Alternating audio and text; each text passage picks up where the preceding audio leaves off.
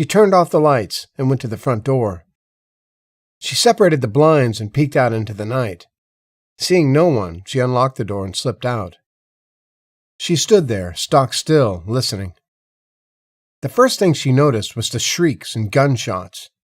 They seemed distant, but those shrieks were so unnatural. It sounded like an animal being tortured. It wasn't hot enough for her to be sweating, but she nonetheless felt the heat of her scalp rise, the sweat beads forming on her brow. The Harley was just 10 feet away. It would take only a minute to push it to the front door. She opened the front door all the way, looked down at the stopper to locate it, and pulled it down with her foot. Even before she looked up, she knew she was in trouble.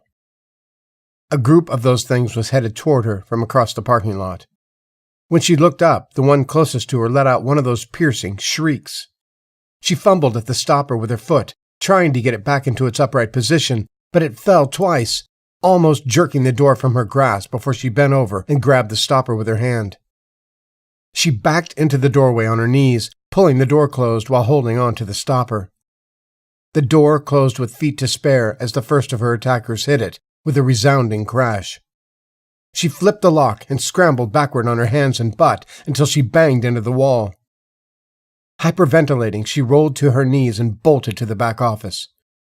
Once inside, she slammed the door and in the darkness felt for the light switch. In addition to her mini fridge, the room had 2 chairs, a desk, and the fingerprinting equipment on a cart. She shoved the desk against the door, then dumped the cart of equipment onto the desk and shoved that against the door as well. She then sat on the floor with her back against the opposite wall, braced her feet against the second-hand wooden desk Dick must have bought at the discount furniture mart, and she prayed. Wave after wave of the crazies attacked the door throughout the night. It took them only a few minutes to destroy the glass door that led into the reception area, and just a minute or 2 longer to sniff her out in the back office. Jay's strength ebbed with each attack, but all that weightlifting was now paying off in ways she'd never imagined. She woke with a start, drawing a breath as if she had been underwater too long. It took her brain a moment to catch up, and when it did, she wished it hadn't. She listened for a minute and heard nothing. The night blurred together into a collage of terrifying moments, separated by terrifying anticipation of the next attack. Her feet were still propped against the side of the desk. When she moved, her thighs and ass screamed in pain. It took her several attempts to get up, holding onto the desk to gingerly make her way around it to the door. She listened with her ear to the wall, off and on for an hour. She ate 2 Snickers and drank 3 bottles of water. After the last bottle, she decided it was time to check and see if her tormentors were gone.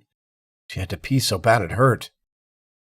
She dismantled her barricade and, with her legs protesting, pushed the desk away from the door. The door did not immediately bang open, which she took as a good sign. She looked around for a weapon of any kind.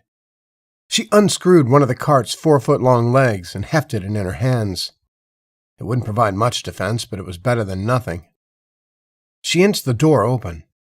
The morning light shined into the office from the demolished door. The entire front of the office was trashed. The smell was something between sour milk and dead animals. Oh, and shit. She swallowed hard to keep down the Snickers. There were no sign of the crazies, so she went in the bathroom and relieved herself.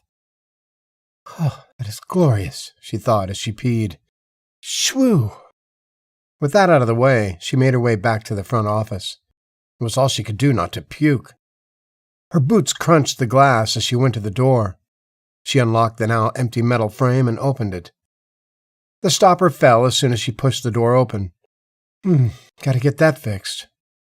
Her bladder threatened to let loose another trickle as she remembered the night before. Shaking her head, she went to the Harley. It stood right where she had left it, untouched. She looked up and said a quick thank you.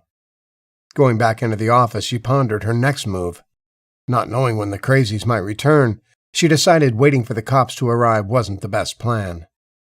She decided to get home anyway, and sitting around here would solve nothing. She packed up the saddlebags on the Harley with the bottled water and candy bars and left without looking back.